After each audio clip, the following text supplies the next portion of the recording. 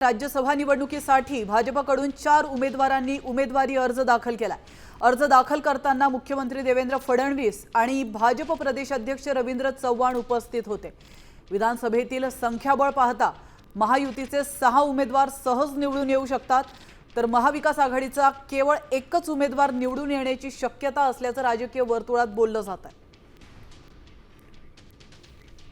आजपर्यंत मला पक्षाने जे जबाबदारी दिली मी पूर्ण जिम्मेदारीने निभावलं आणि ही जिम्मेदारी मी तेवढ्याच जिम्मेदारीने निभावेल।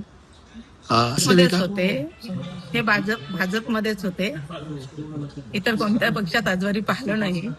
यावेळेस कितीतरी अचीवमेंट आहे की महिलांना जेवढी संधी भाजपमध्ये मिळते, मान सन्मान तेवढा कुठेच दिसून येत नाही। दरम्यान भाजपकडून कोणकोणत्या नेत्यांनी अर्ज दाखल केलेला आहे आपण पाहूयात ग्राफिक्सच्या माध्यमातून। विनोद तावडे, रामराव वडकुते, माया इमनाते, रामदास आठवले यांनी भाजपकडून उमेदवारी अर्ज दाखल केला।